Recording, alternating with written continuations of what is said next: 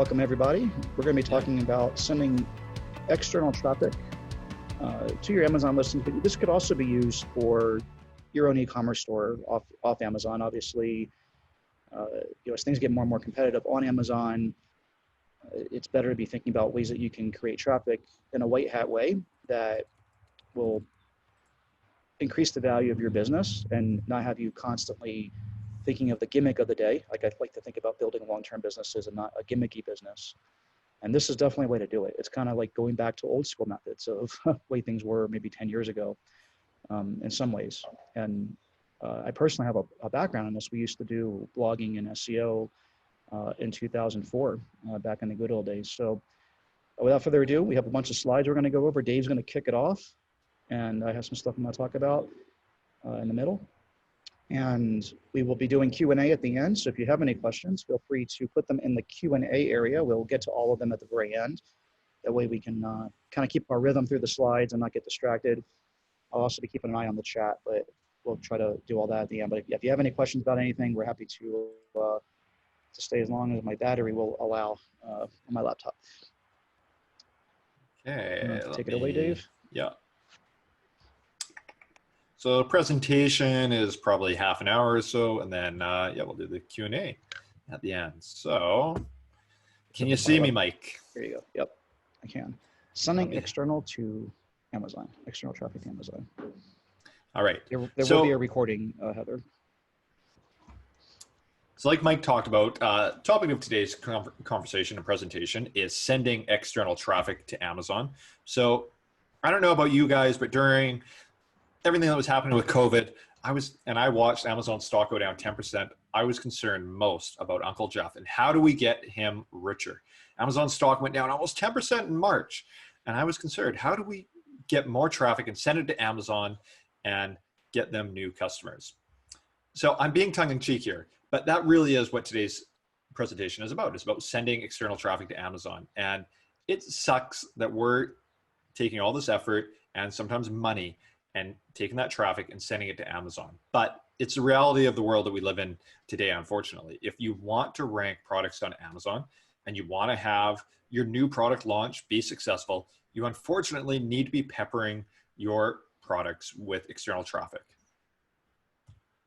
So it's the old chicken and the egg analogy. How do you get rankings on Amazon without sales? We all know that your ranking on Amazon is almost entirely dictated by sales velocity. And to get that sales velocity, you need to have sales. And to get those sales, then you'll get rankings. But how do you get sales if you don't have any rankings? So it's this old, like I mentioned, chicken and egg scenario. If you don't have the rankings, you can't get the sales. And if you don't have sales, you can't get rankings. So what do? And we also know that the top 3 listings on Amazon get roughly 55% of all the sales. So to give you an example, if you go into Amazon right now and you search for a fishing rod holder, result number 1 is going to get 30% of all the sales for that product. So if $1 million of fishing rod holders get sold after somebody searches for fishing rod holder, then that first listing is going to get $300,000 of those sales. Result number 2 is going to get about half of that. It's going to get 15% of all the sales. Result number 3 is going to get 10%. And that makes a total of 55% of all sales just for the top 3 search results. So you kind of notice intuitively, obviously, that the top listings get most of the sales. These are the actual hard numbers. So 55% of all sales go to the top 3 search results. So kind of faced with this chicken and egg scenario of how to get rankings without sales and vice versa, most people kind of follow this typical launch strategy. So you launch your product on Amazon, you have this great new product. What do? First, you turn on Amazon PPC, you probably turn on some automatic campaigns, you turn on some manual campaigns. Then you enroll your product in Early Reviewer and Vine to get some early reviews. And then if you're really sophisticated, you maybe even do some product giveaways through something like Rebate Key. And then you pray for organic rankings. This used to work really well.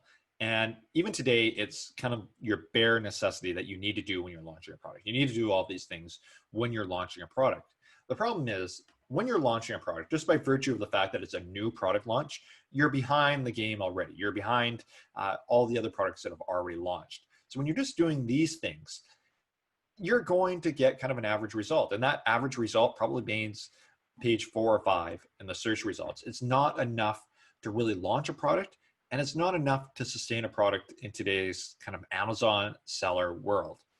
Most of the top sellers today are sending healthy amounts of external traffic to their listings. And we'll talk about the ways that they're doing this. It can either be through paid ads, like through Facebook and Google, but there's also other sources too, like Mike kind of alluded to with blogging, influencers, and a few other things. So external traffic matters for Amazon. Obviously, we've kind of beat this drum here in the beginning, but why does external traffic matter? Obviously, it helps improve your rankings on Amazon. It's going to help your sales velocity. So you're going to send external traffic to Amazon. Some of those people are going to ultimately buy your product. That's going to help your sales, and your sales velocity is going to improve.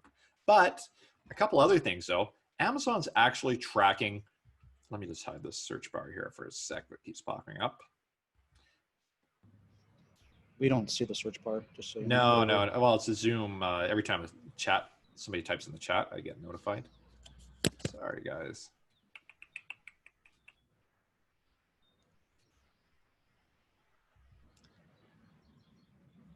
So when you have this external traffic going to Amazon, it's going to help you through sales velocity, but it's also going to help you simply by virtue of the way Amazon's A9 algorithm works. Now, I'm just going to switch screens here for a second and pop over to a leaked Amazon page analysis.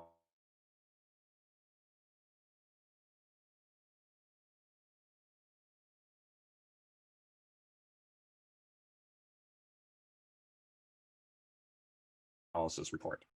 So that algorithm reports, search reports, sales reports, basically Amazon employees in China were leaking these left, right, and center. And they're still leaking them. In fact, Amazon's been trying to close these, I guess, moles, but not to a lot of success. There's still these leaks coming out.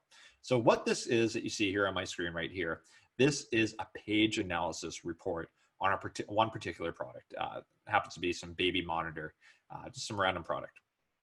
So in this page analysis report, this is, again, an internal report from Amazon. We can see that Amazon is basically tracking every source of traffic imaginable that's coming to this listing. And I'll email out this search analysis or page analysis report after with the webinar replay. So it's kind of a lot to absorb right now. You'll get a copy of this when we do send out the replay. So anyways, what this report shows us is that Amazon's tracking almost every single source of traffic to a listing. You can see here, Pandora, Pinterest, Quora, Reddit, Seven, Snapchat, Spotify, it goes on and on and on. And there are channels for absolutely everything. There's also just a broad category for external traffic. There's a broad category for paid traffic. So what does this mean? We know conclusively that Amazon is tracking where your traffic to your listings is coming from. And it doesn't take a huge leap of faith to presume that Amazon is going to reward sellers that are sending external traffic to their listings. Now, directly, you're going to get it through, you're going to get improved rankings through your added sales velocity. But indirectly, you're probably also going to get it from them giving you a boost in the algorithm, thanks to you sending them external traffic. EcomCrew, we have affiliates who promote our products. Our top affiliates, we reward them with higher revenue shares. And Amazon almost certainly does that also with sellers who are sending external traffic to their listings, rewarding them with higher rankings.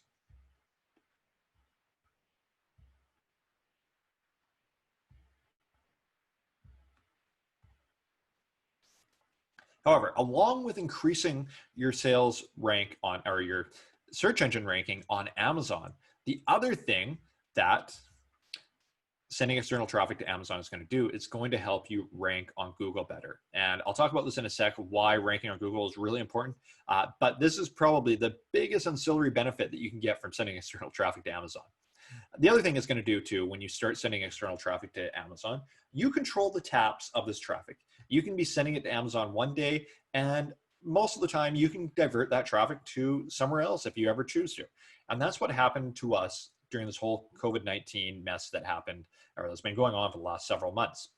So most of us, unfortunately, probably faced that situation in April and late March, where Amazon basically stopped shipping all products. And they had 4, 5, 6 week shipping times on products. And probably your sales really dried up unless you were selling something like medical products or toys, things that didn't have those long shipping times. Well, for us, unfortunately, we're in a category, automotive, where shipping times were that 5 to 6 weeks, but we were able to really dampen the impact of those long lead times by taking this external traffic that we control and diverting it over to our website temporarily. And our website, we had still 2 to 3 days shipping time thanks to our 3PLs that we work with. So we were able to really dampen the impact of COVID-19 on our business in April. Now, pandemics hopefully only happen once in a lifetime. Unfortunately, Amazon account suspensions happen all the time. So what happens if you get your account suspended? First off, you want to kind of protect those sales. You ideally want to keep your sales going, even if your account is suspended. So being able to have a reliable source of external traffic that you more or less control is really important to kind of diversify you away from Amazon. You can control your traffic if you do ever get your account suspended. And account suspensions, unfortunately, sometimes they're justified, sometimes they're not justified. Mistakes get made all the time. Also, those of us who have Amazon businesses, if Amazon suspends your account, you're losing your future sales, and that really sucks. But what sucks even more is that most of us have a good portion of our life savings in inventory. How do you liquidate that inventory if you don't have somewhere to liquidate it on? If you have external traffic and something happens to your Amazon account, you can divert it to your website and at least get rid of your inventory there. It's a hedge against the unthinkable happening and you having your account suspended, either indefinitely or permanently. The other thing with external traffic is that it's going to allow you to reliably launch products. Again, getting back to that chicken and the egg situation, you don't have traffic to begin with, but if you have a source of external traffic, then you are going to have this external traffic that you can drive immediately to your product launches. It's just going to allow you to be way more confident when you're working on developing a product and launching it. Now, this is just the page analysis report that I showed you guys. Hopping over to Google, though, getting back to what I talked about there with ranking on Google. What's better than ranking on Amazon?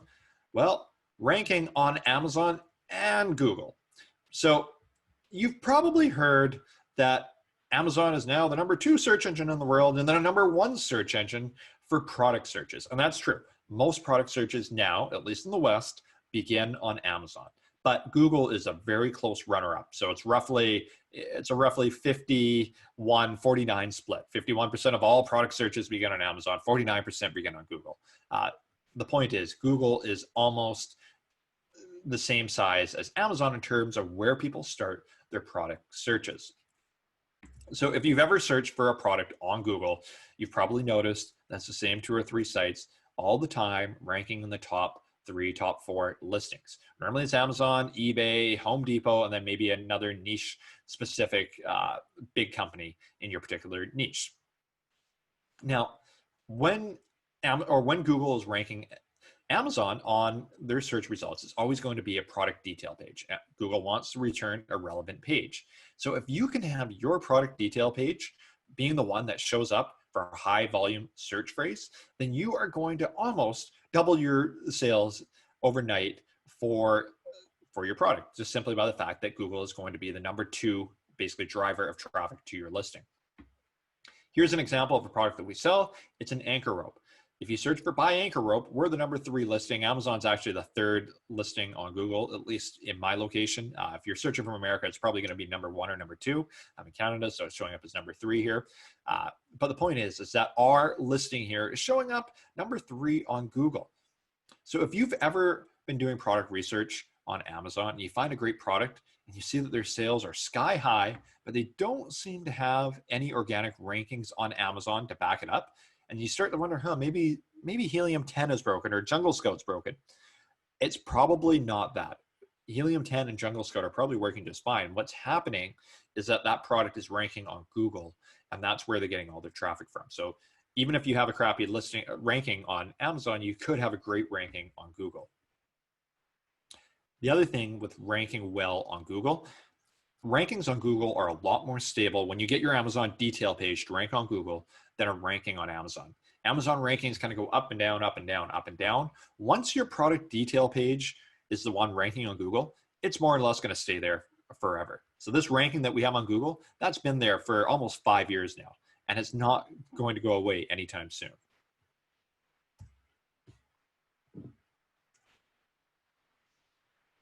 So how do you rank a product on Google? The answer is backlinks. So if you know anything about SEO and Google, Google works on something called PageRank, and the web page with the highest PageRank is going to be the one that's displayed. They also have something called domain authority, and they look at the whole website and basically assign a rank to that entire website. And that's why Amazon is normally the #1 search result on Google, because there's not many other sites in the world that have higher authority and rank than Amazon overall. But then within Amazon, though, each individual product page is going to have its own individual page rank. So how do you get your product page to have a higher page rank? That comes down to backlinks. The product detail page with the most backlinks is normally going to have the highest page rank. So if you can have a bunch of backlinks going to your product detail page, then when somebody searches for a relevant search query on Google, there's a pretty good chance that it's going to be your product detail page showing up on Google.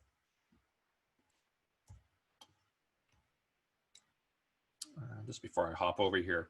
So most of the backlinks that you're going to get, and I'll talk about this in a second, a lot of times they're going to be Amazon associate affiliate links, and that's fine. And that's normally what's happening with these rankings that you're seeing on Google. So when you see products, Amazon detail pages ranking on Google, it's because they have a bunch of Amazon associate backlinks pointing to it. And we'll talk about this in a sec with using influencers to promote your products. Okay, let's jump into kind of the heart of this presentation today, critical ways to get traffic. So we're going to talk about a few different ways to get traffic to your listings. First, we're going to talk about is through your own e-commerce website. Then we're going to talk about authority blogs, influencers, and then we're going to dive into some of the paid ways that you can get traffic to your listings. Okay, let's talk about your own website. Hopefully, if you're selling on Amazon, you already have your own e-commerce website, probably hosted through Shopify. There's one mistake that most people make when they have their own website, and it's that they're trying to monopolize that traffic that they have going to their website, and they're trying to keep it all to themselves. The truth of it is, you do not want to, in most cases, try to steal traffic and sales away from Amazon. This used to be a real big trend 2 or 3 years ago. Everyone was always focused on, well, how do I get my customers off of Amazon and onto my website? You don't really want to do that. What you're doing when you're doing that is that you're stealing sales away from Amazon, and that's going to hurt your search rankings. And it matters way more to have your rankings high in Amazon than to be saving 10 to 15% in Amazon commissions when that sale takes place on Amazon. So I'm not saying, it says my screen sharing has paused here. Is that true, Mike? I see your own store with the weird. 4x4. Yeah. Let me just, 1 sec. Let me just pop into it again.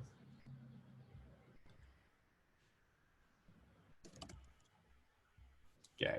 We have some questions here about replays. I just typed in chat, but there will be a replay of this, and also about Amazon attribution. And so we'll talk about that as well in here real quick, and that is a part of our new course. Okay. Still see the screen, Mike? Yes, it's on the pickup. Now you're muted. Sorry, I was coughing. Okay, so most people, when they have their own website, they're trying to keep that traffic all to themselves. And they're trying to do everything they can to keep that customer from going to Amazon. Well, we do it in a little bit different way. We still run a website. You can still buy through our website, but we try very heavily to get the person to complete their sale on Amazon. Because when they complete that sale on Amazon, the flywheel, the Amazon flywheel starts spinning, and you're going to get increased rankings, and your sales are going to go up, and it's just going to be all around good for you.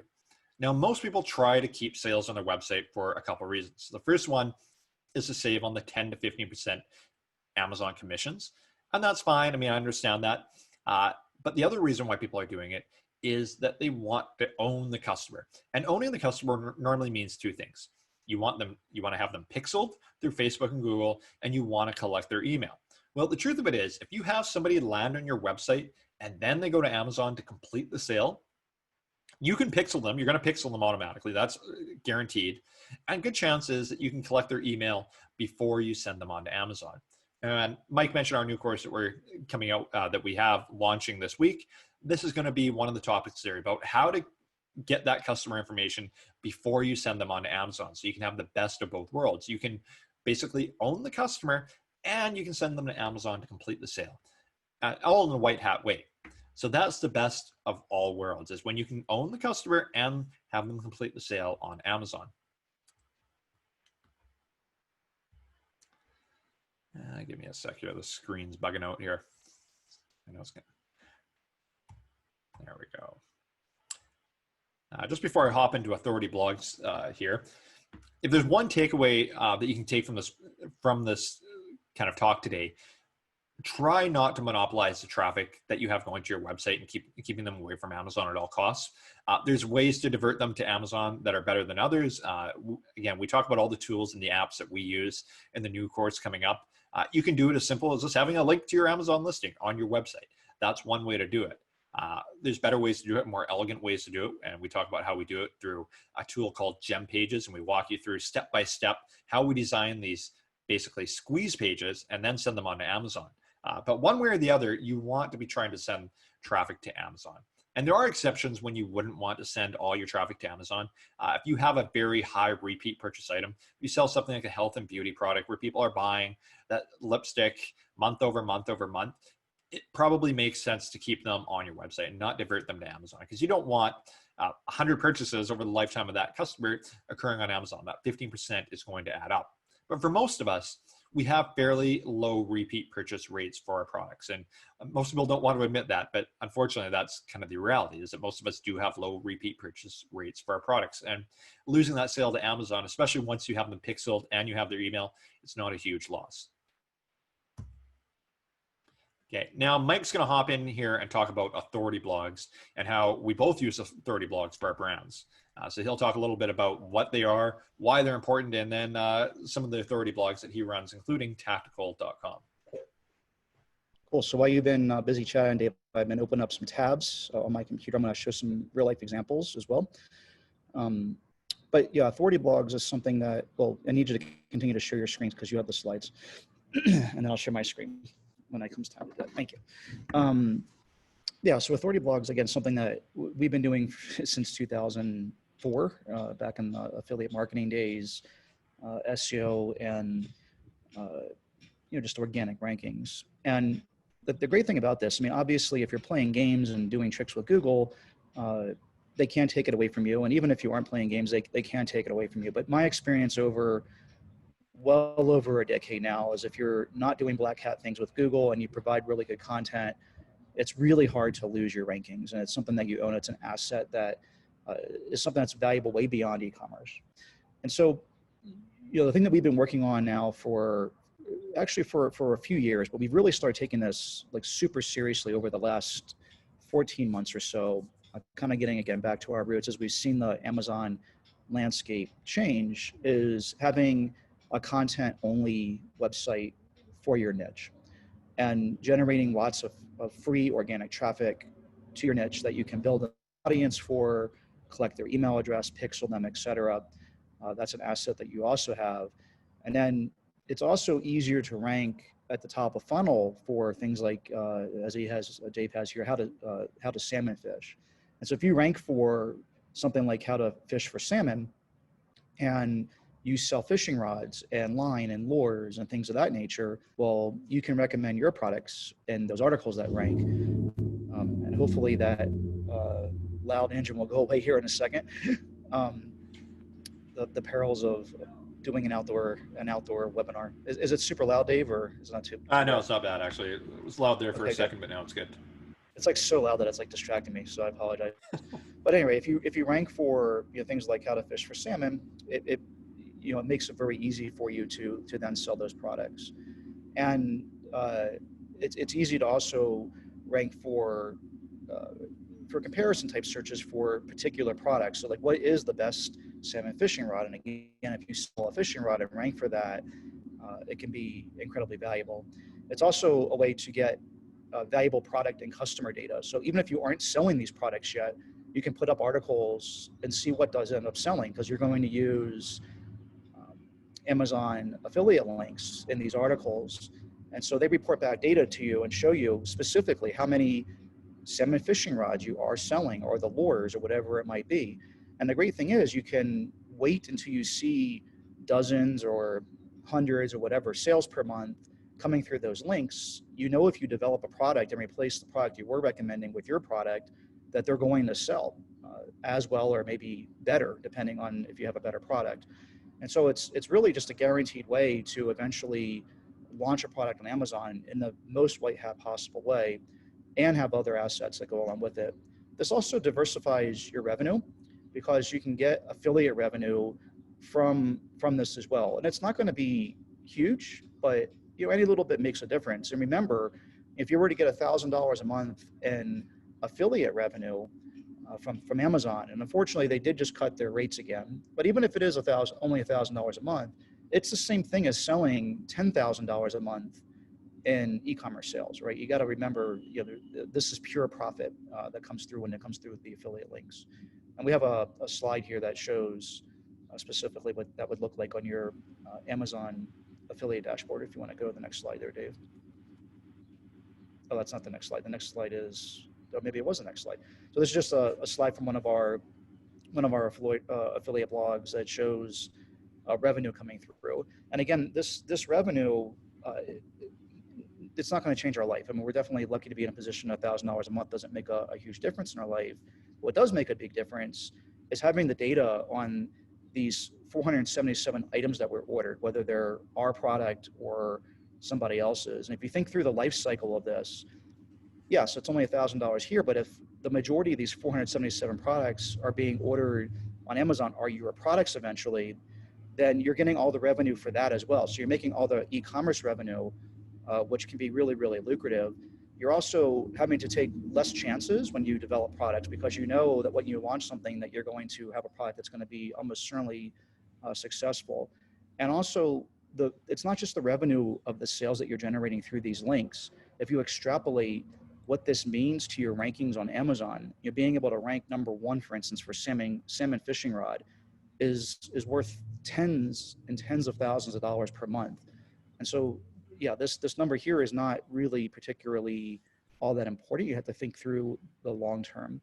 And so I just want to give you, well, Dave, you had the slide there about Tactical. You can show this is tactical.com. Very shortly, we're going to be redesigning this to make it look a lot better. I'm looking for to take on that project here over the next couple of months. What we've really been doing is just focusing on building our traffic.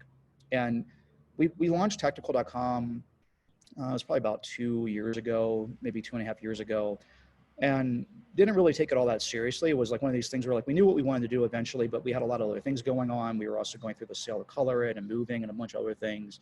But over the last 14 months, this is something that we've taken really, really seriously, especially since we've sold Color It. This has been our focus, and we've been kind of doing this in the background and not talking about it much. And I want to just show you here real quick. I'm going to now share my screen. So let me fumble through how to do that. And I will share Google Chrome. Why is that on? Oh, okay, Google Chrome. All right, so let me know. Can you see my screen there, Dave? Yeah, you're good. So I'm going to show you two examples here of authority blogs and ways you can do this. So this is ice wraps. And again, Tactical we've been focused on, but we've also been focused on ice wraps. And we've used two different methods here. Ice wraps is a store, an online store, a Shopify store that we do quite well with. And you can see here our traffic growth over the last few months of this year, especially if you go back out to all time.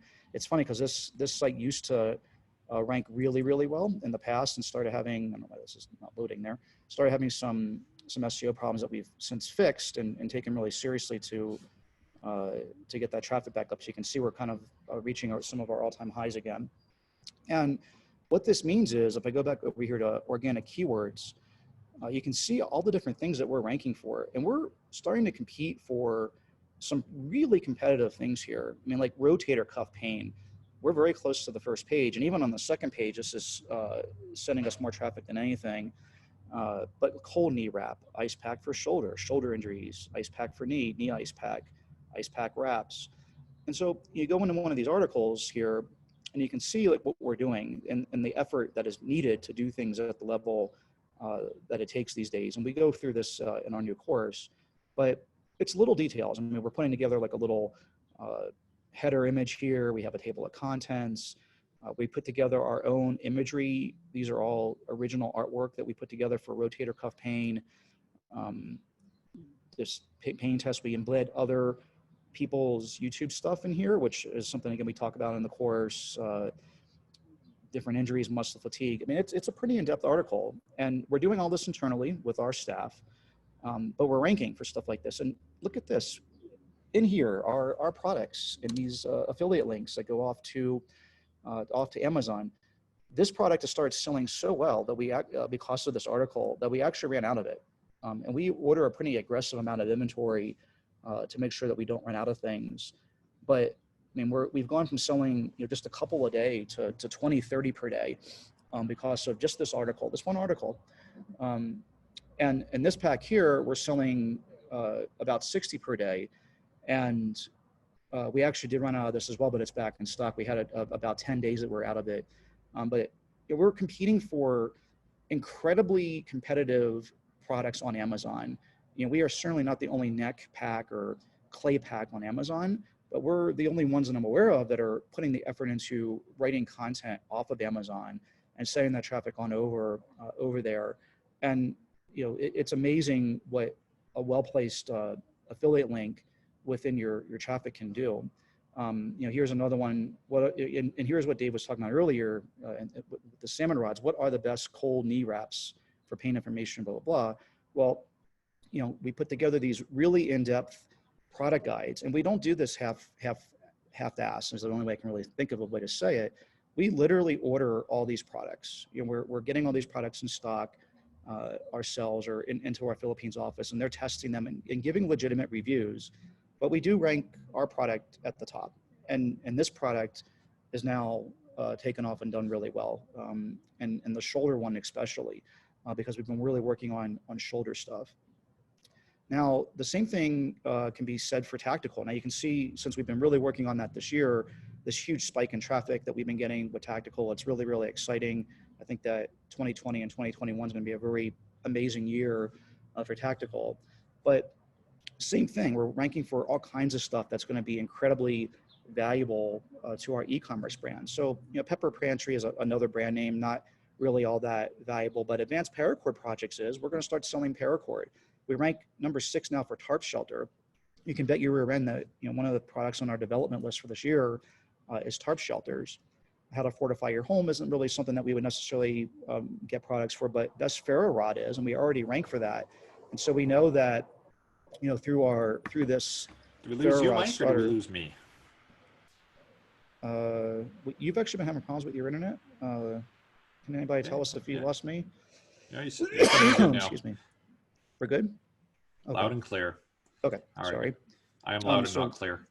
No worries.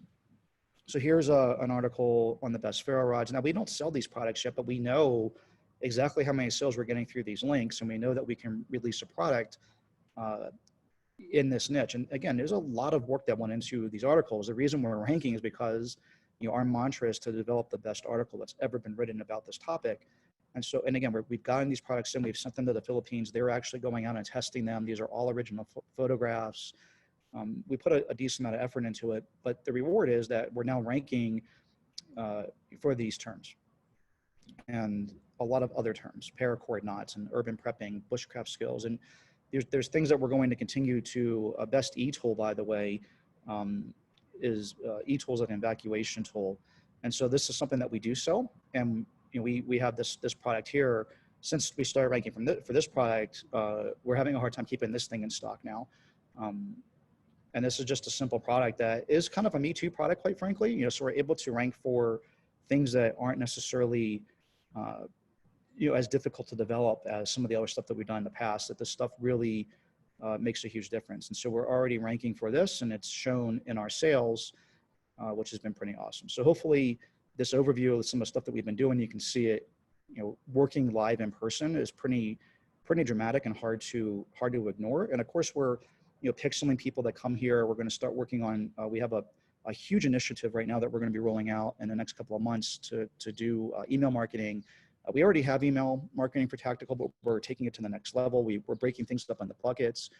We've reorganized the content here to survival, prepping, and DIY, and really going to be taking another hard stab at just improving the entire quality of this now that we are getting traffic and rankings. All right, so I'm gonna stop sharing, Dave, and you can go back to the presentation.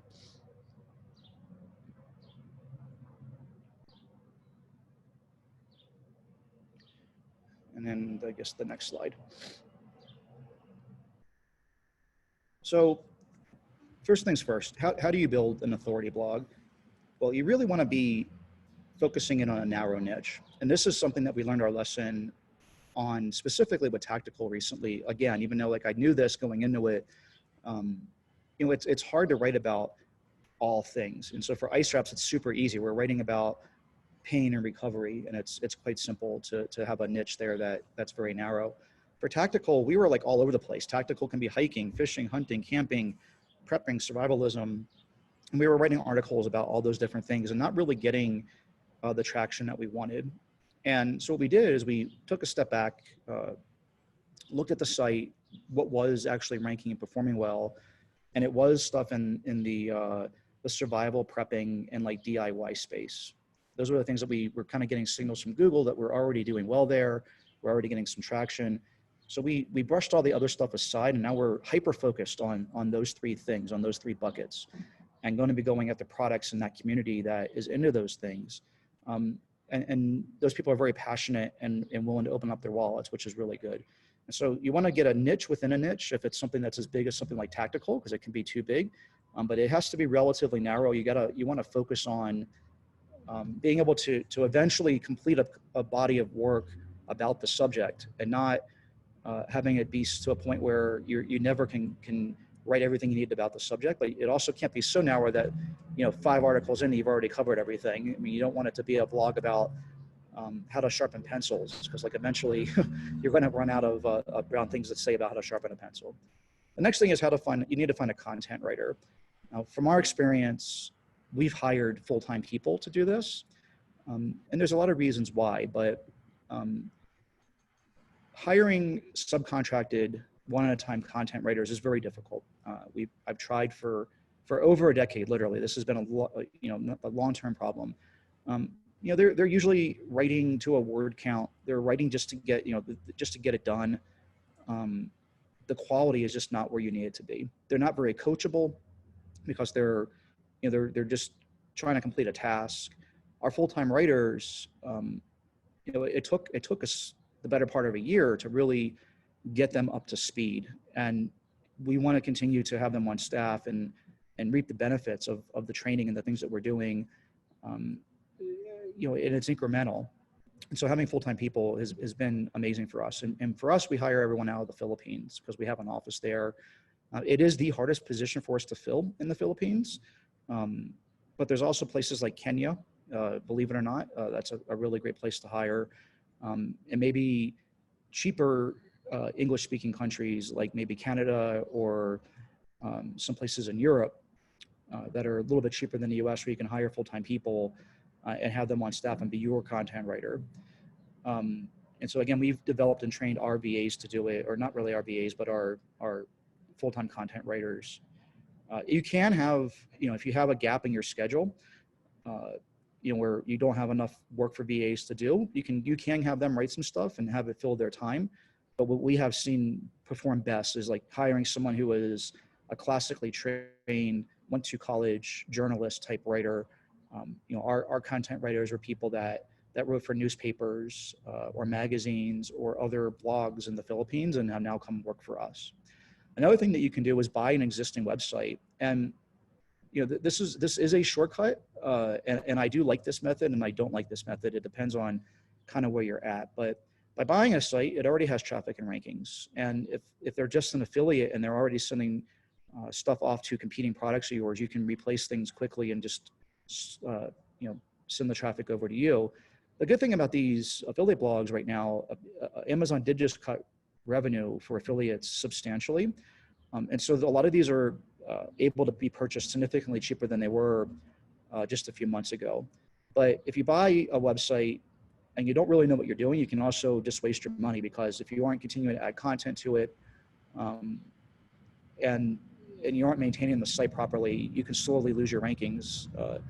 Usually it's, a slow drop off month over month, and eventually some month you're just going to have it'll go off a cliff and just kind of go down substantially because Google's constantly monitoring this. So kind of use that at your own risk, but it is definitely a method that we have used in the past and had a lot of success with. Next slide. Yeah. Sorry, the screen, there's always a lag. Okay, there we go. Another thing you can do that is great for external traffic is working with influencers. And we've had a lot of luck with this. And we've doubled down on this year and had even more luck with it. But you got to be careful because influencers can be really expensive. And so we try to find them when they're up and coming influencers that are sub 10,000 subscribers and certainly sub 100,000 subscribers. I think past that point, you end up getting people who are just too big of them, full of themselves, and or they have an agent that you have to go through at some point, and it just becomes kind of ridiculous. And so what we do is we find them organically. We go and do cold outreach to our influencers, and we have all these templates are actually included in the new course that we're launching. But we have them in 3 buckets. It's basically, let's just say the sub 10,000 bucket, the 10,000 to 50,000 bucket. Oh, here it is right here. Sub 5,000. I was trying to remember exactly what they were. You already had a slide on it. 5,000, 5 to 10,000, and 10 to 100,000. And so what we do is we just offer free products to them if they're under 5,000 subscribers. And usually they're quite happy just to get a free product. Someone noticed their YouTube channel and, oh my God, they want to work with me. They're kind of at that stage. If they're 5 to 10,000 subscribers, we'll offer a free product for the influencer and also a giveaway for their audience. And if they're more than 10,000, we'll just do a bigger giveaway. We'll give them free products. Instead of maybe just a product, we'll give them multiple products, and we'll offer a larger giveaway for their audience. Generally, it's about 1 product for every 5,000 subscribers. And so what we do is we go out and we look for influencers that actually care about our niche and our business. I mean, if you think about something like Color It, if it's a mommy blogger, probably not all that valuable. The mommy blogger is talking about a whole bunch of disparate things. If they talk about coloring, it's just one thing on their channel. They're not specifically interested in coloring maybe, and certainly their audience isn't specifically interested in coloring. But if you find someone who is already writing about blending and shading with colored pencils, or how to draw amazing artwork, or these types of things, they really care about that. This is their hobby. This is what their whole channel is built around. So they're going to be really excited to get some of your products, especially if you offer amazing products like Color It has. And so we found influencers that would take our products for free and make a video because they were happy to do that anyway. It adds value to their channel, just putting the video up about your products. That's the type of influencer that you want to work with. And if they have a lot of exposure, offering to do a giveaway also adds value to their audience and to their channel. If you can get them to give away 10 of your products to a large channel, and the influencer says something like, you have to like and subscribe to our channel in order to be qualified for this giveaway, they'll pick up a whole bunch of more likes and subscribers. So it's good for them. And you make it easy for them. You just facilitate the fulfillment. So you get a list of email addresses and street addresses and stuff to send the products to, and do it all for them. And so you make it super easy for the influencer. The other thing that we do is we allow them to link to our product on Amazon with their affiliate links. Now you've aligned your interests with theirs, because if the more of those things that they sell as a part of their video, the better off it does. So they're going to want to do a good job and try to sell as many of these things on your behalf. And as you're selling stuff on Amazon, this is external traffic going to your Amazon listing, coming from all these YouTubers. Amazon really likes that. And so products like our gel pens, which again, super competitive products. How the hell did we do it? Well, this is a part of the way that we did it. We also were working on Color It in terms of SEO and blogging. You'll see that Color It ranks for all kinds of stuff as well. I didn't pull up that example because we still Color It, so I haven't really paid as much attention to it lately, but that traffic still lives on, even though they aren't really as focused on it as much as we were at the time. So it really can help you rank for and sell things that are the most competitive products on Amazon if you were able to send this external traffic and get a bunch of people talking about it on your behalf. And this costs you almost nothing. Next slide. This is a very nice picture of a pop-up tent. I'm not sure how that fits in. Yeah. the point is, when you're working with these influencers, they can not only get you a lot of valuable backlinks to your product pages and divert their customers to your products, but they're also going to share with you a lot of content that you can repurpose, and especially if you get the copyright for that content that they're generating. So this girl did a video for one of Mike's gel pen sets. Ideally, he's going to get the copyright for that video, and he can repurpose that video in Facebook ads and their product marketing on their pages. Same with this photo right here, and it's an amazing photo, which would literally cost hundreds or thousands of dollars to have another photographer take that an influencer took for free and gave us the copyright too. So this is another ancillary benefit when you're working with influencers. Not only are you going to get the backlinks and the customers, you're also going to get content that you can repurpose and reuse in your marketing. Which always make sure that you ask their permission before you do that, because it is their, even though you've paid for the video, it is their copyrighted material. Sometimes they'll ask for an additional fee for you to be able to use it. It's usually pretty nominal. We've had a couple crazy requests for like thousands of dollars, and we just ignore them. But for the most part, they're happy to work with you. You've already, developed a relationship with them. Hopefully you're promising that you're going to do more things with them in the future, and they're happy to have more of their content out there as long as you credit them. And so we've had really good success with that. As Dave said, you can save yourself thousands or tens of thousands of dollars in photo or video shooting fees. And often what we'll do, and again, we talk about this in the course, is that the influencer will have their own content that they're developing for their channel, and they don't necessarily want us to reuse that content because it's part of their channel. So we'll ask them to develop a piece of content exclusively for us that we have the copyright to, that's totally separate from what they're sharing on their channel. So this all kind of brings us up to Google and Facebook advertising. Now, Google and Facebook are the easiest sources of traffic because you can just pay and you can get traffic instantaneously. The problem with Google and Facebook ads is that most people lose their shirts when they're using Google and Facebook marketing and paid ads. And I just want to touch on a couple things here with Google and Facebook that are hopefully going to keep your shirt on your body. So first off, Google Shopping for most people is going to be their bread and butter when it comes to Google ads. Now, you might have heard Google Shopping is free, kind of, not really now. So last month, Google announced that Google Shopping, and this is that search tab. When you search for a product, you'll see there's a shopping tab there. That's called Google Shopping. So Google announced last month that Google Shopping is free. Well, what has happened with Google and Google Shopping is that now Google Shopping behaves like Google's normal search engine. So there's going to be all these listings, and most of them are going to be free listings, but there's going to be paid listings within those free listings. Previously, before last month, Google Shopping was all paid listings. The only people showing up there were the paid listings. Now what's happening is Google actually wants to compete with Amazon to get more product search volume. So they want product searches to begin on Google, not to begin on Amazon. The only way that they can do that is to make the search results non-biased and to have some organic search results as well as paid search results. So that's where, if you've heard that Google Shopping is free, that's the backstory of it. It's free, but it's not really free. The point is, though, is that if you're not using Google Shopping, you don't have your product feed being submitted right now, and you don't have that feed optimized, you are losing out not only on this paid traffic, which can be very valuable and have a very high ROI, you're also losing out on the free traffic that Google is now sending. So you have to have your product feed optimized and up and running. Again, that's something we talk about in the course. You can figure it out on your own. I think we do a really good job in the course of explaining it for e-commerce and Amazon marketers and how to do it the best. But just know that you have to have your Google Shopping feed up and ready and optimized today. Otherwise, you're missing out on a ton of potentially free traffic. In terms of Facebook, Facebook ads for cold traffic is entirely creative dependent. So with Google and Google Shopping, you can put up ads and they're, for the most part, text-based. So you don't need any creative to go with them. For Facebook, it's all dependent on the creative.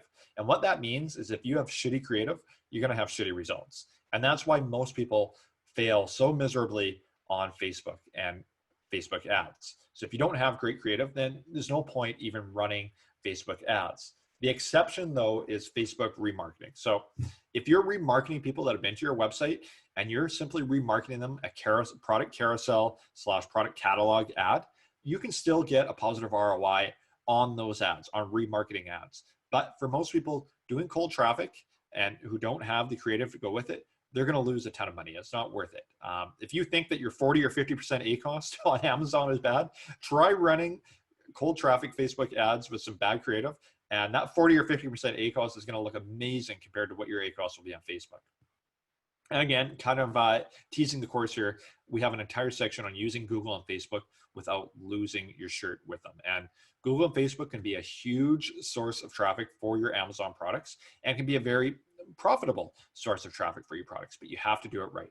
And again, that's something we talk about in the course. But even without buying the course, take away these couple pointers. Number one, have your shopping feed up and ready and optimized. Don't do cold ads if you have bad creative, but do remarketing ads. The other thing I just want to talk about really quickly is Facebook Messenger. So we do not talk in the course or in this presentation about Facebook Messenger, and there's a very specific reason for that. Earlier this year, Google rolled out brand new TOS with Facebook Messenger. Basically, Facebook Messenger and the rules around it are changing by the day. And what's happening is Facebook is banning people left and right from Facebook. And if you do it wrong, you're going to get your entire Facebook business account suspended, and you don't want to do that.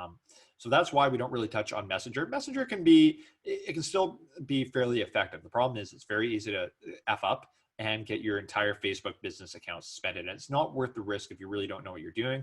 And tactics that you use today could be out of date tomorrow. Facebook Messenger is probably the most fluid thing going on in terms of e-commerce marketing right now. So you just got to be careful with Messenger.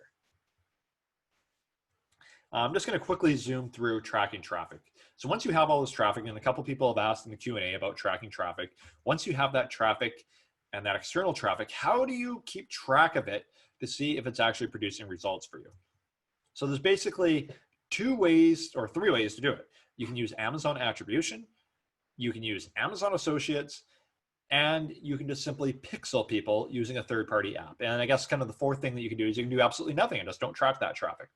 So Amazon attribution, and again, we have an entire lesson on tracking traffic reliably, but Amazon attribution was rolled out last year to the masses. It's been around for a while, but it rolled out to the masses last year. And Amazon attribution basically allows you to create links going to your product pages and you can track, and you can actually track if sales are made. So it's basically, it's like the Google Analytics of Amazon. And the truth of it is, Amazon attribution is the most reliable way to track your traffic. No one is going to be as granular as Amazon attribution. Now, us personally, we still use Amazon Associates to track the vast majority of our traffic, and we don't use attribution. And there's 2 reasons why we're doing it that way. Number one is just simply it's a legacy thing.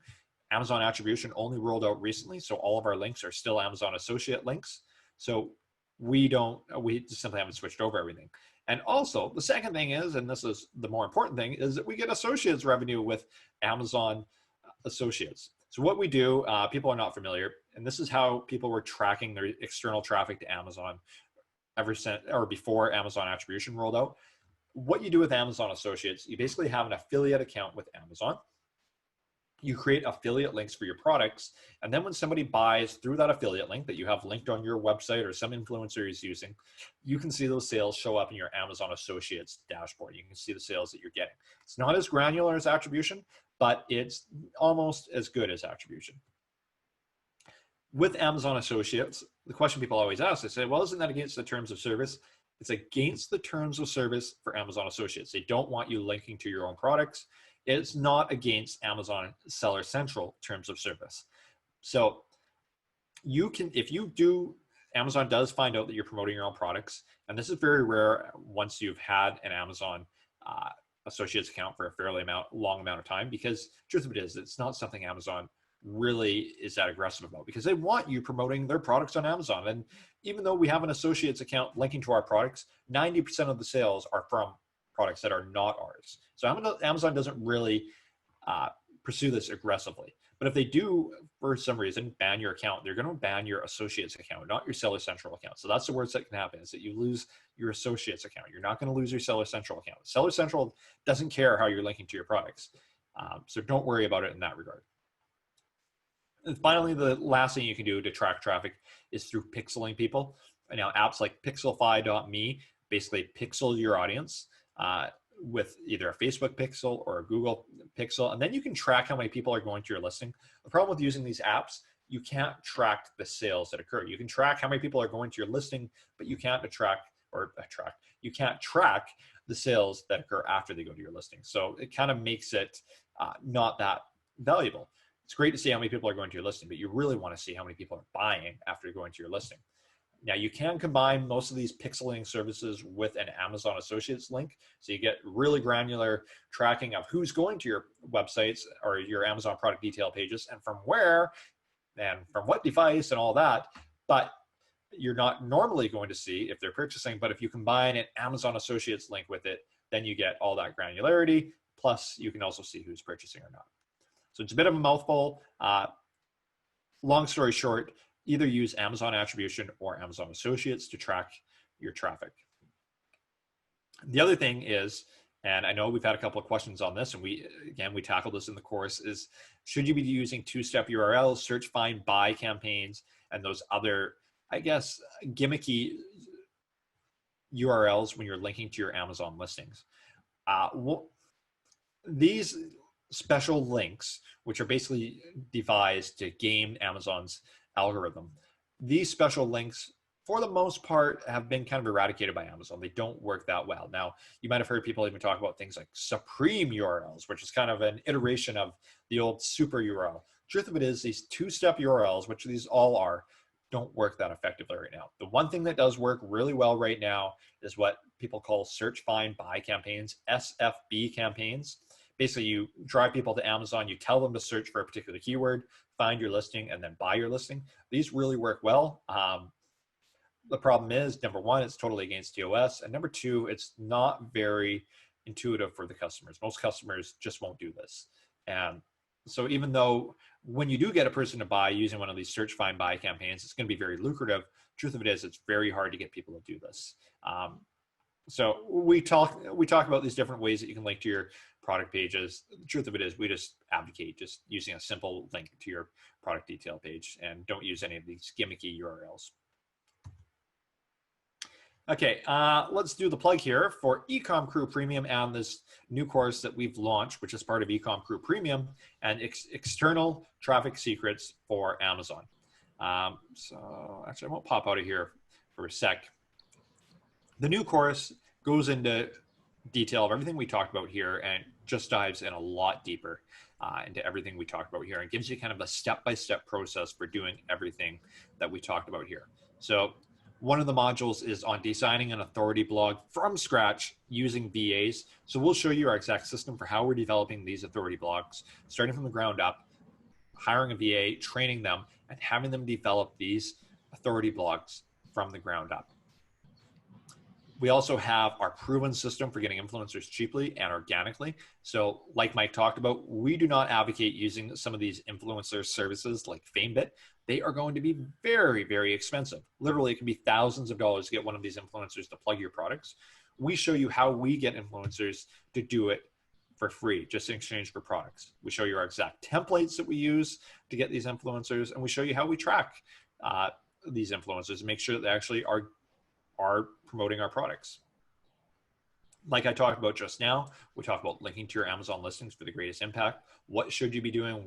What's worth your effort? What's not worth your effort? We also kind of break down Amazon's A9 algorithm in a bit more detail. And then you can kind of weigh the risks and the rewards. Truth of it is, when you're linking in a blackout way, there is a risk.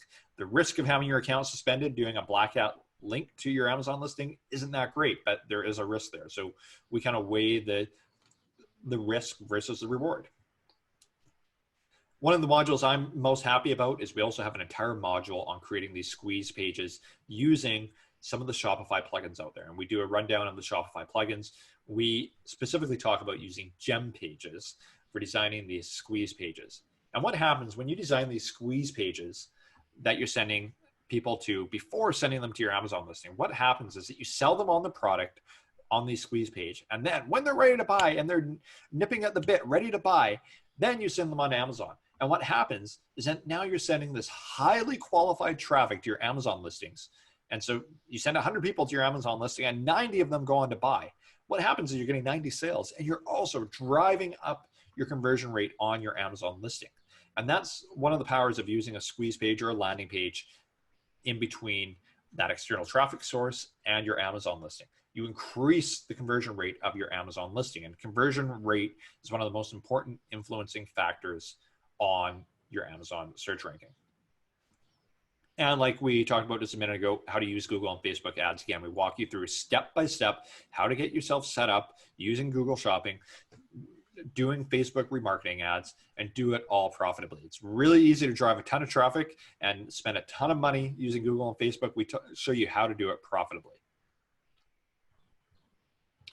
I'm going to hop over here for a sec too, and just give you a little walk around of EcomCrew Premium. So you're doing that, Dave, just so you know, like there's tons of questions in the Q&A. So let everybody know as soon as we're done, just kind of showing the premium stuff, we will get to all the questions in the Q&A before we hop off. And let me hop over to if you have questions and you haven't put them in there yet, please go to the Q&A section and add them, and we'll get to the questions. So EcomCrew Premium is our membership site of EcomCrew. And we've been running EcomCrew Premium now for over 3 years. We have hundreds of members, and EcomCrew Premium is where you get all of our premium courses like the one that we talked about here. So when you buy EcomCrew Premium, you're going to get immediate access to this course and also 5 others. So we have everything on external traffic secrets, of course. We have launching a product brand. And this is actually pretty high level stuff. So we're talking about all the aspects of branding and developing a brand from the ground up. Importing it from China. Again, we talk into a lot of detail on advanced topics. These are not beginner courses. These are talking about things like reducing your duty rates potentially from very high to very low, and doing it in very white hat ways to optimize your shipping from China, freight consolidation, very advanced topics. We market EcomCrew Premium. This is not if you've never sold anything before in e-commerce. This is marketed for 6- and 7-figure sellers. So you have to have some experience to really get the most valuable or the most value out of EcomCrew Premium. So you get all these courses when you join EcomCrew Premium. As well as all these courses, you also get access to our bi-weekly webinars. So the bi-weekly webinars, every 2 weeks, we do a webinar. We do one that's a Q&A webinar, very similar to what we're going to have here in a minute, except the Q&A webinar, number one, we go for an unlimited amount of time. Often they're going 2 or 3 hours. You can ask us questions live. You can turn on your camera, and we get a lot of people doing basically call-ins, we call them. People turn on their cameras and their mics, and we'll just chat live on the webinars. And like I mentioned, we go until every question is asked. And again, these are fairly advanced sellers, so we get a lot of great questions. And a lot of times we're just actually figuring out these questions on our own through these Q&A webinars. The other one we do is let me just pop into it here. We do a secret sauce webinar where we deep dive into one particular course. And these are basically mini courses that we're doing. Generally, we have a special guest come on the podcast and do these secret sauce webinars. So the last secret sauce webinar we had in May was we had Leanna come in, and she talked about how to write killer copy for your product. So how to write high converting copy without sounding sleazy. So Leanna has a very tongue-in-cheek way of writing copy, and it's very high converting. And she walks you how you can basically add a little bit of jazz and style to your copy. And this is personally one of my favorite webinars. She's one of my favorite speakers. And this is just an example of the types of webinars you get with EcomCrew Premium. Every month, we have one of these secret sauce webinars one of the secret sauce webinars launched to our premium members. Again, another one, increase your e-commerce website conversions with landing pages from Dave Couillard. So you get access to the entire library of webinars that we have. There's dozens and dozens of these webinars that you can access, and you can also view them live every 2 weeks. And in fact, next week we have our Q&A webinar. So if you join EcomCrew Premium, you can join that webinar and be a part of it next week. Finally, or not finally, but one of the other most important parts about EcomCrew Premium is that you get access to unlimited support. So the heart of EcomCrew Premium, I think Mike would probably agree, is that we offer unlimited email support to both Mike and myself. So you can email us anytime with any question that you have, anything related to your business, whether it's structuring your business, how to find an accountant, launching a product, finding a freight forwarder, finding a 3PL. You can reach out to us anytime through the membership Q&A form. And this email inbox is monitored only by Mike and myself. So this is where we spend most of our time. We literally answer dozens and dozens of emails a day. Hopping over to our Help Scout here, you can see in the last year, we've had 1,200 people rate us. Who rated you not good? I mean, obviously this was rated for you. So no, it has to be. The average is being weighted down by you, Mike, but 100% of people rate me as great. And probably I guess 8% rate Mike okay or not good. But overall, you can see 94% is great, 4% okay, 2% not good. Not sure who those 2% are. Probably 21 people. The hell? But you can see we've had over 1,200 ratings over the last year. This is only 25% of our responses. So we've had over 5,000 emails in the last, that's the first time I've actually kind of absorbed that number. We've had over 5,000 emails that we've answered in the last 12 months, all answered by Mike and myself. I think it's actually significantly more emails than that because it's of 26% of customers. So if someone emails twice, they don't get counted twice. I think we've done tens of thousands of emails. So over 5,000 emails over the last year. So we monitor every day. We're both in there answering emails. So that's one of the biggest advantages you get with EcomCrew Premium. You also become part of our exclusive Facebook group. And our Facebook group is a Facebook group, very active. Of course, everyone, if you're not part of some community, in some shape or form, definitely it will really help your e-commerce company. Just being part of a membership and a community. And through our Facebook group, we do kind of the internet discussions back and forth, but we also do in-group kind of masterminds. So we do in-person masterminds, but we also do Zoom masterminds too. And we did one last month where basically 20 of us hopped on a call and we just did kind of a mastermind through Zoom. So those are some of the benefits that you get with EcomCrew Premium. Going to pop over here to the promo slide and the discount.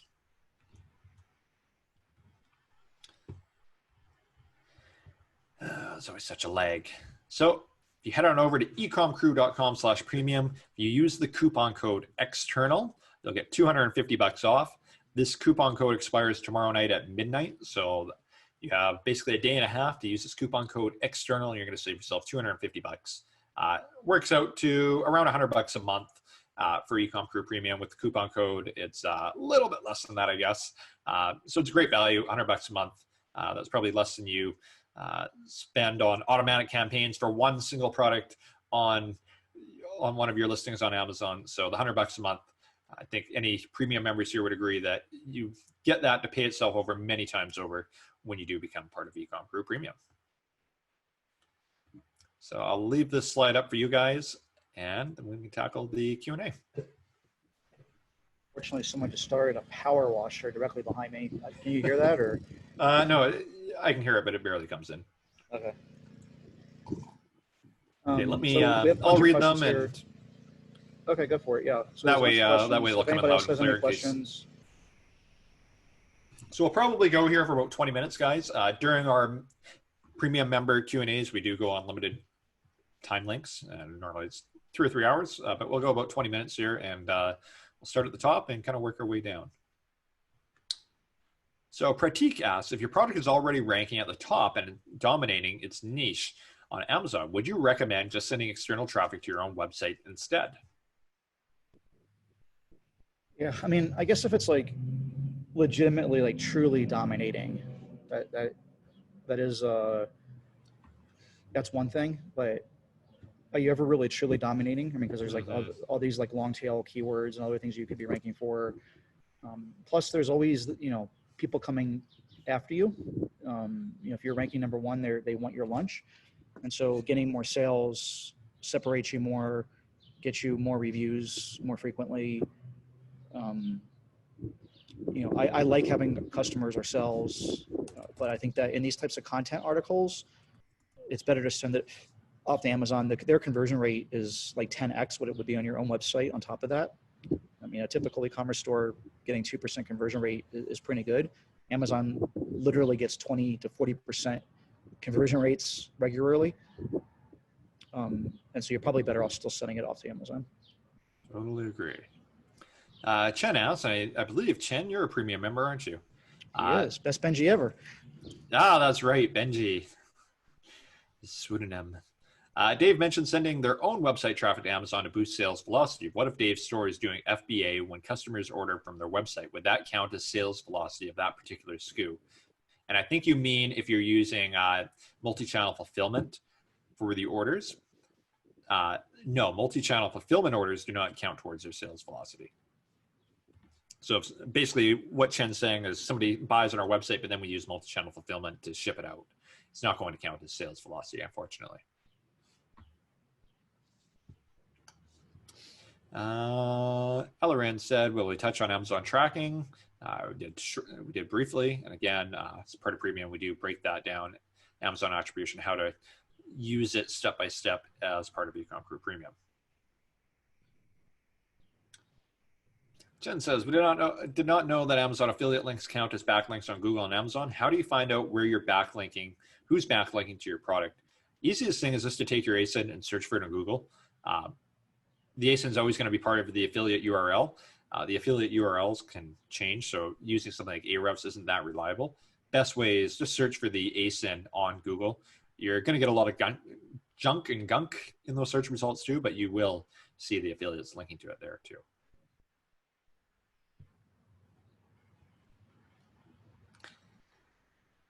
Is there a way to link to your website's entire shopping cart to Amazon for final checkout? Like the customer can keep adding products on your website, and at the check screen, they can choose to buy everything from Amazon without adding all the products all over again.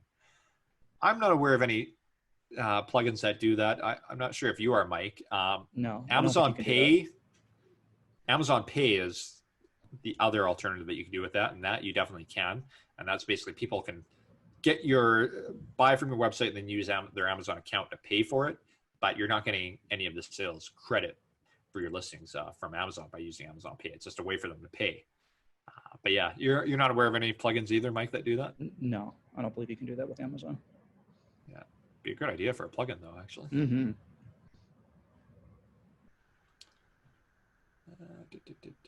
Wouldn't be that hard to do either. Let's make a little API that plugs those items into your cart, checks out there. Carol says, when you send people from your website or to a squeeze page to Amazon, do you use your own affiliate link? We do. Yeah, absolutely. I believe you do too, Mike. Yep. You want that information. I mean, it's more, I mean, again, the affiliate revenue is pennies. It does add up. I mean, again, $1,000 a month is $1,000 a month. You can get lots of spa days, Carol, for that. But the information is the most valuable thing. What other products are people buying with your product at the same time? So I mean, if you're selling furniture and you're selling a particular table, but they're also buying such and such a chair and also some placemats and seat cushions, like that's really good information to have. And those are products that you can start selling or developing yourself. Blake, good to hear from you, Blake. Would it be better to have a skyscraper article on your website or your blog site? And Blake here is talking about a skyscraper article, and basically a skyscraper article is a massive article with layer upon layer of different topics, and it's basically been expanded on of an existing article. Yeah, so I think that this isn't like an either or. I mean, like you want a collection of skyscraper articles basically on your blog.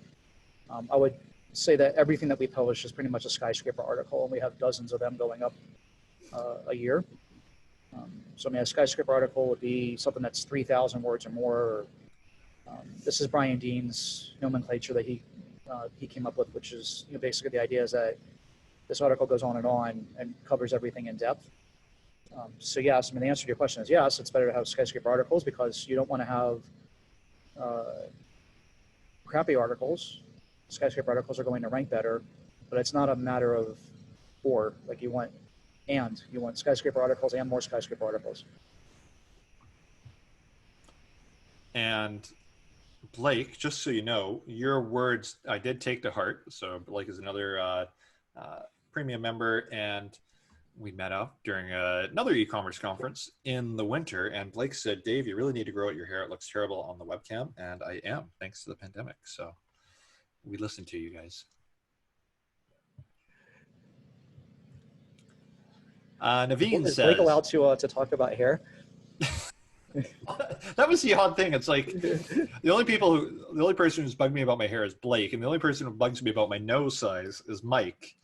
And fortunately, we're all front-facing cameras right now, so you guys can't see our nose sizes. But Mike is like the only person who rivals me for nose size, and he's the only one who ridicules me as much as he does about my nose size. So if I turn my head to the left or right now, I'd be like looking at a total eclipse.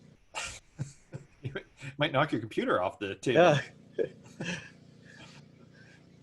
Naveen says, doesn't sending a lot of TOF external traffic to your Amazon product page impact your rankings due to lower conversion rate? Again, that's where you want to qualify it as much as possible, ideally through a squeeze page, which again, we talk about in the course about how to develop these high converting squeeze pages. That's going to be the best result. Because yeah, you don't want to send thousands of people to your Amazon listing and none of them buy. So you do want to try to qualify it as much as possible before sending it to Amazon.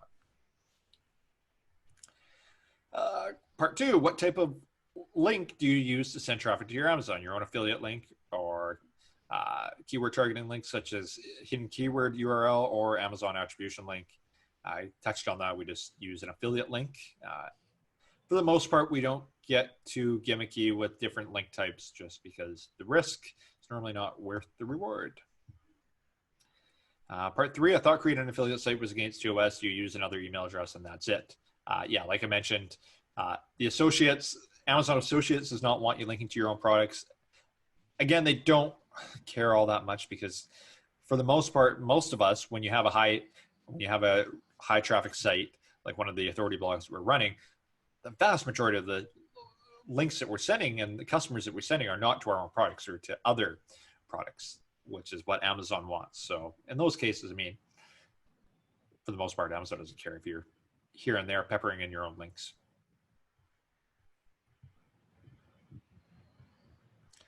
Pratik says, do you outsource your SEO? If so, I'm wondering if you're willing to share how much you pay for the service on a monthly basis. Mike, you can soapbox here on SEO agencies. I never outsource SEO. Like I am definitely for delegating and outsourcing and keeping your core organization as lean as possible. But outsourcing SEO, I think, is one of the most dangerous things you can do.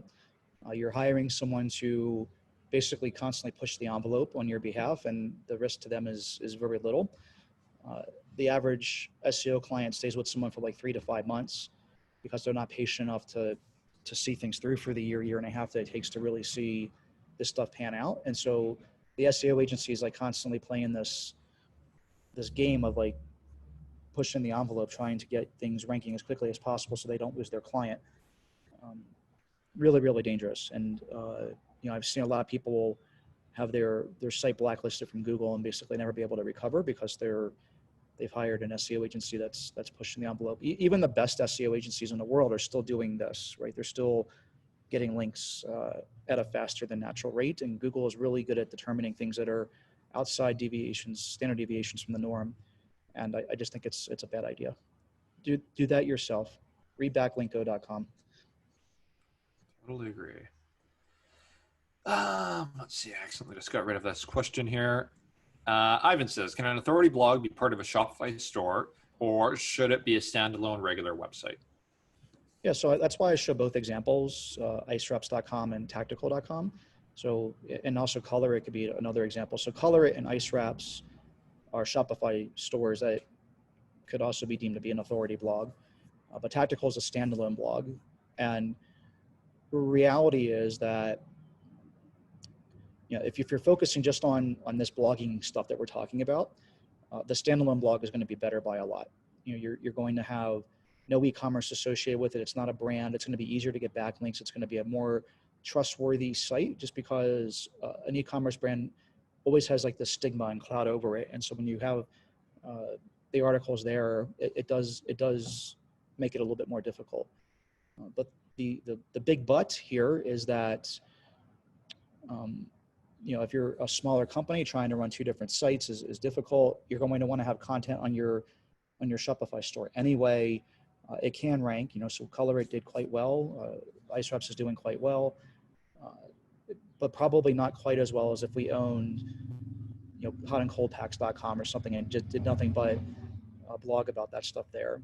It'd probably be a more trustworthy, quote unquote, trustworthy site not from a Google perspective, but from a community's perspective that's reading the content. And so I think you got to look at your resources and what you're doing. We just happen to own tactical.com.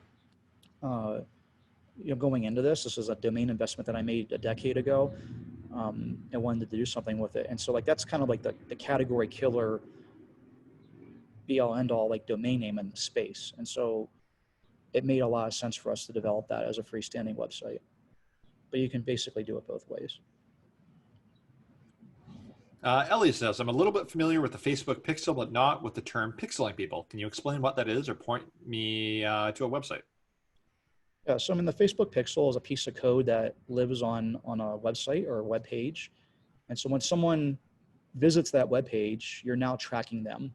And that's the act of pixeling them. So they visit your website, the code that the Facebook pixel has on the website cookies them and tracks them immediately. So as soon as you hit a website, Facebook knows that you were there. And the moment that happens, you've quote unquote been pixeled. You've kind of been tagged, you've been marked, whatever, probably the best way I can explain it. And then not only do they know that you've been to that page, but everything else that you've been to on the website. So if you go visit 12 different pages, they know all the different pages you've been to. If you have an e-commerce store and you've started the checkout or you've added items to the cart, they're going to track that you've added items to the cart. If you go on the checkout, they're going to know that you've been in the checkout. If you actually purchased, they're going to know that you purchased.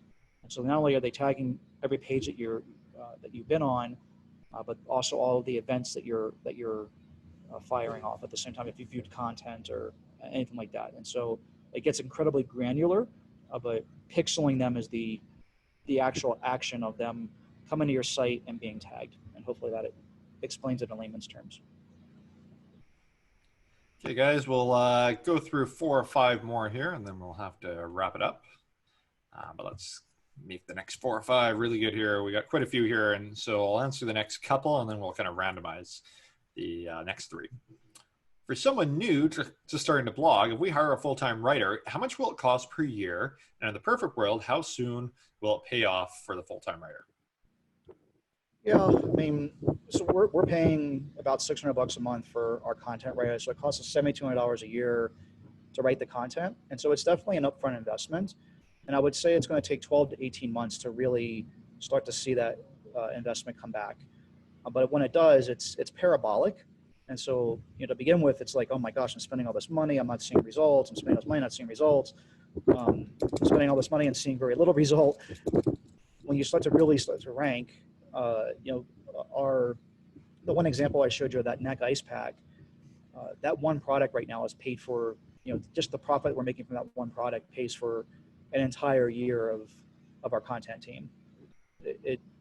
Once it starts to get hold, the results are dramatic. And now what ends up happening as well is it gets easier as you go along, not harder. Like usually everything else in life gets harder. Well, not everything, but a lot of things get harder in business.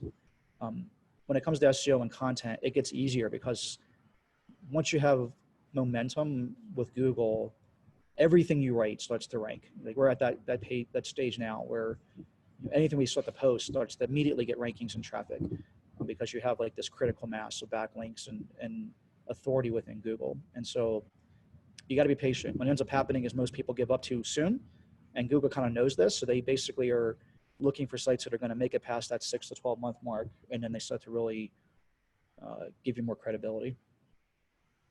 Yeah, and Chen, I believe the next Secret Sauce webinar in June actually is we're having one of our head content writers in the Philippines come, and she's basically talking about the whole process for not only writing a great piece of content, but also some tips for training VAs. So keep an eye out for that. I think it's, I want to say the 21st of June. We'll send out the email though shortly with the exact time on that. So definitely keep your eyes open for that one. I literally think that that one webinar will make it worth the entire year's cost of premium. We're going to be going over everything that exactly step by step how we do our content stuff. And she's amazing. She was one of our first employees there. She's been with us 3 years. She's absolutely incredible. I'm really excited about that secret sauce webinar. Yeah. So again, that's one of the benefits that you get of EcomCrew Premium. So check it out. Totally agree. A lot of people too, when they're kind of in that 6 to 7 figure range for their e-commerce companies, hiring VAs is like the most important thing on their that they're trying to do. And even if you have VAs, it's always the goal of trying to train them and make them as qualified and as technically proficient as possible. So that's always one of the recurring topics with Premium is training, retaining, and just making these VAs perform to their best ability as possible. Ivan says, does it make sense to add competing products to your Shopify store for product selection with affiliate links? I know we've played with that. So if you have a content article and putting other products in there, that's fine. Actually adding them to your product catalog, for whatever reason, it doesn't work that well. Yeah, I don't like doing this. If it's on an article, that's fine, but not as a product in your store. I think that's a bad idea. Yeah, I mean, if you're gonna go that way and you want to kind of fill out your catalog, you're better to find other products that you're going to drop ship, and that way you're going to get better margin on them too, and then you're going to get, instead of 2 or 3% associates revenue, you're going to get probably 10 to 15% in net margins on that. So that's a better way to do it. If you do want to fill out your catalog, definitely understand if you want to do that with anchoring.com. We needed to offer more products than the ones that we strictly private labeled. So we worked with a couple drop shippers, and that way people wanted to buy the anchor, we could sell them the anchor rope and the shackle to go with it. And that way we had the complete catalog. So that's a better way to do it than linking to somebody else's Amazon product page.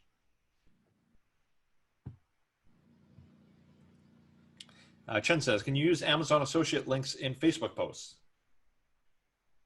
Can never remember. I know one of them. If it's a Facebook post, yes, but not if you run ads to it. Yes.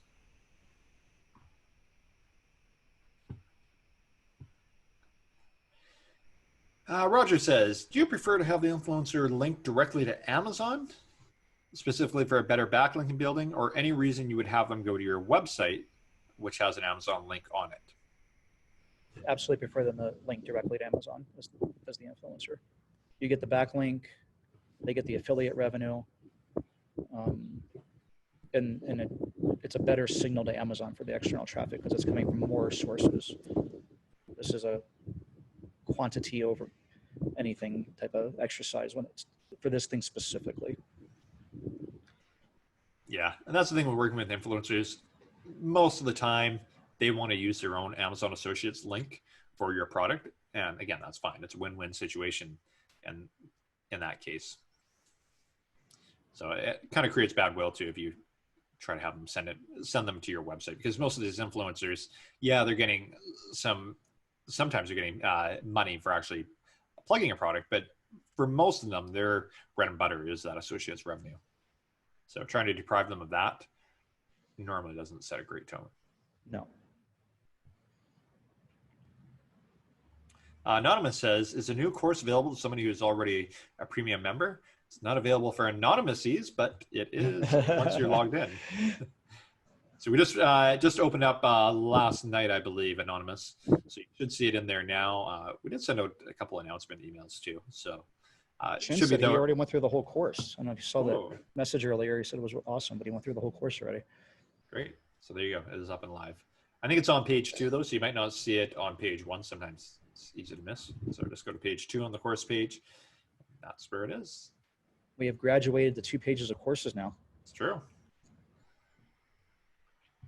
Okay, let's do a couple more here.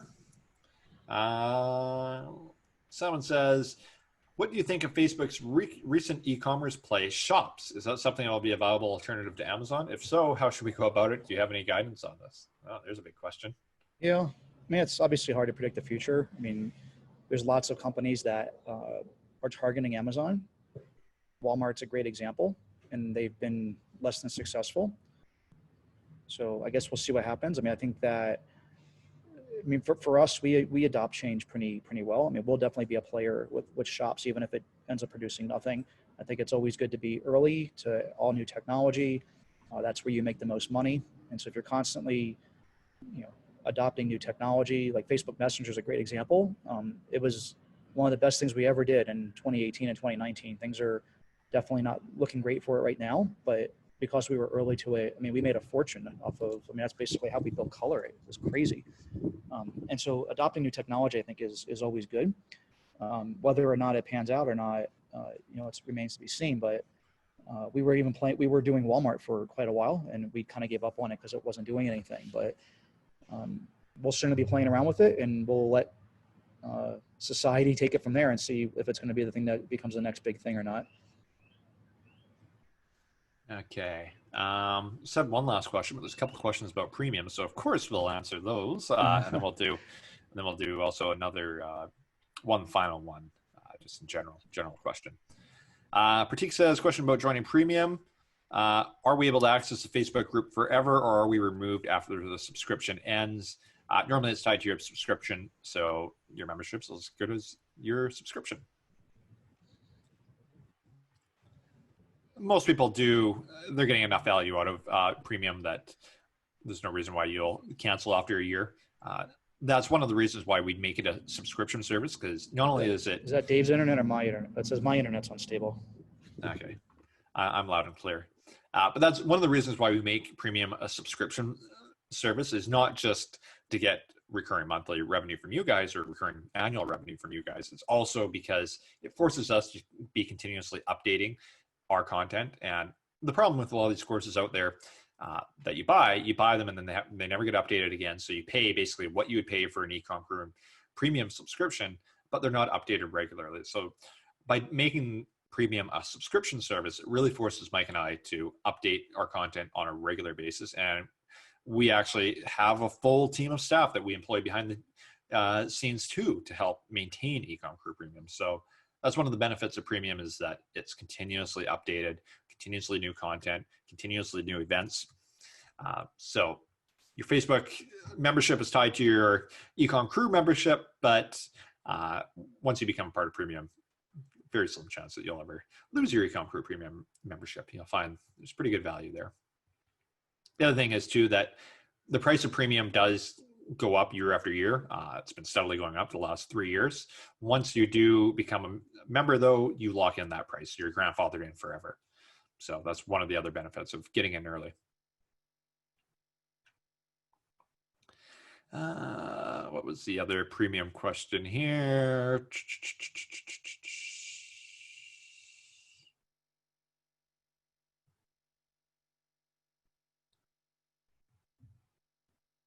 I skipped it, so I'll tackle another question here. Could you clarify which is better option, Amazon Attribution or Amazon Associates? I assume Attribution doesn't earn you affiliate income. Can you have both on your website? You can have both links on your website, but you can't put an Associates link in Attribution. So you can't get the Amazon Attribution tracking and get the Associates revenue. And then, like I mentioned, if you care about the Associates revenue, use Associates. If you don't really care about it or you can't get an Associates account, again, that's one of the other things we talk about in the course, is how to get an Amazon Associates account. It's not as easy as it used to be. So we talk about how you can actually get an Amazon Associates account. But if for whatever reason you cannot, then you do have to use Attribution. And regardless, Attribution is far more granular than Amazon Associates. And let's do one last one here.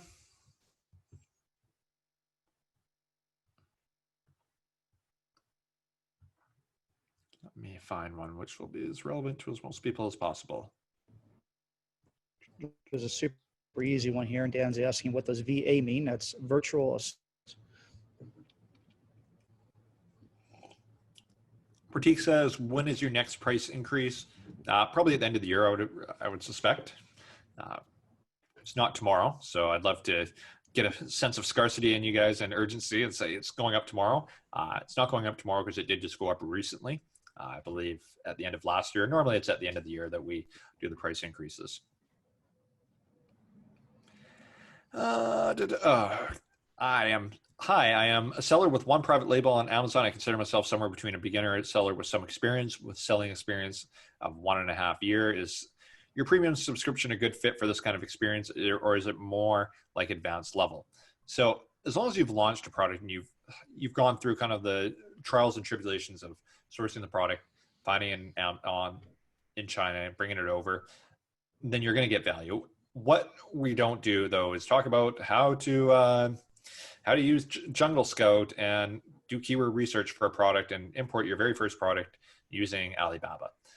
That's all pretty beginner stuff, and we actually have free content for that on EcomCrew that you can use. So as long as you've launched your product and you've already gone through the beginning sales cycle of it, you're going to get value out of it, because you're probably stepping now into some more advanced tactics. Now you're thinking about sending external traffic to Amazon. Now you're thinking about building an email list, all these types of things. So you're probably going to get value out of it. You're welcome to try though. There's a 30-day money back policy, so you're welcome to join and make sure it's for you.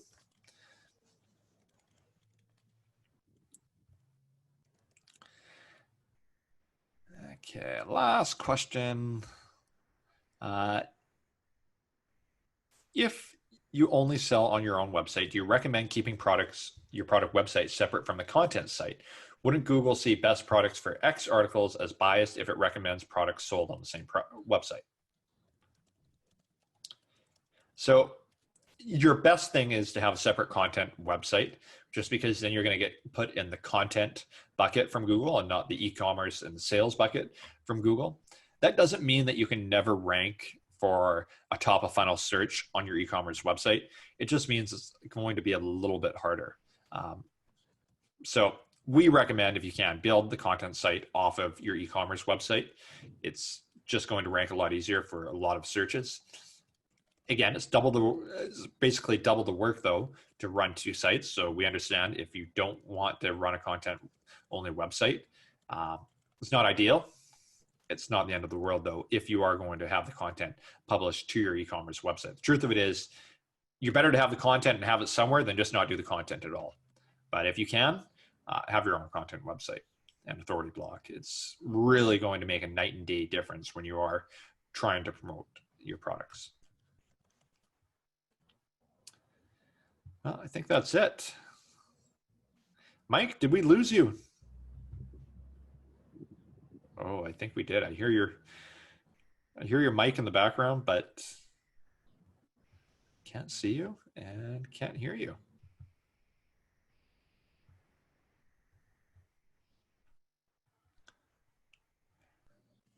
Mike, are you there to say goodbye? Sorry, guys. It's only going to be me today saying goodbye. So thank you all for joining the webinar. We tend to do these public webinars every quarter or so. We do our premium webinars every couple of weeks. So hopefully you guys take a chance to check out EcomCrew Premium. Head on over to ecomcrew.com/premium. And again, if you use the coupon code EXTERNAL, you'll save $250 off your annual membership. That's valid only until tomorrow night at midnight though. So once again, guys, thanks for coming out to today's webinar. Stay safe, keep washing your hands, and we'll see you in the next one. See you guys.